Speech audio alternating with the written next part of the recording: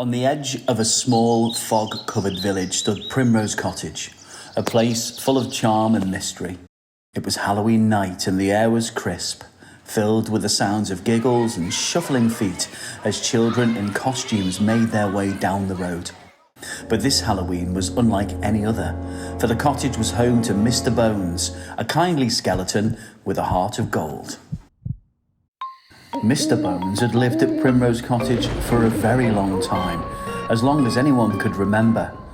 Though he looked a bit spooky with his bones rattling as he moved, he had a warm, kind nature that drew the children of the village to his door every Halloween.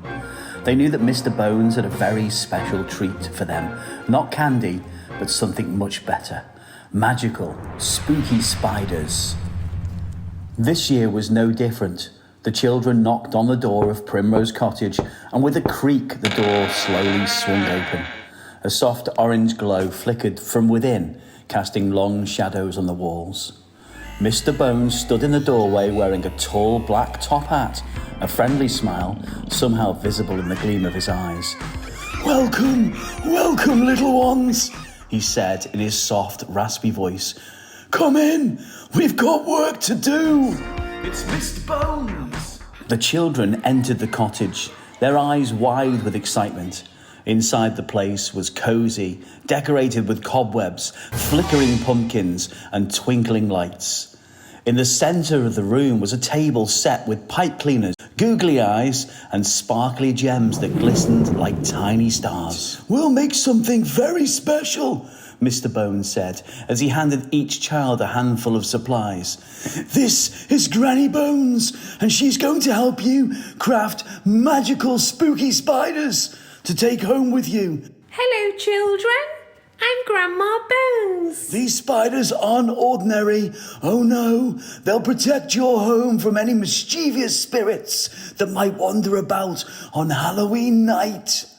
The children gasped in delight as they began twisting the pipe cleaners into spiders' legs, sticking googly eyes onto the round bodies and carefully placing the sparkling gems on the spiders' backs. The gems, as Mr. Bones explained, were the source of magic. "Place your spiders on the windowsills or by the door," Mr. Bones said, his bony fingers gently helping one of the smaller children glue the last googly eye in place, whilst Grandma Bones continued to help the children craft their magical spiders. "They will keep watch through the night, warding off any ghosts or ghouls that might try to sneak in." As the children worked, Mr. Bones told them stories about Halloween nights long ago, when witches and wizards would cast spells to protect their homes, and how even though those magical days were gone, a bit of magic still lingered. The children listened in awe, their spiders starting to take shape, each one unique and sparkling with the special gems they had chosen. When all the spiders were finished, Mr. Bones clapped his hands together, a cloud of glittery dust rising in the air. "There, your spiders are now enchanted and magical. Take them home with you, little ones, and let them keep you safe." The children thanked Mr. Bones. They thanked Grandma Bones, their hands full of their new magical creations. As they left Primrose Cottage, they waved goodbye, their hearts light with the knowledge that no spirit could ever scare them again.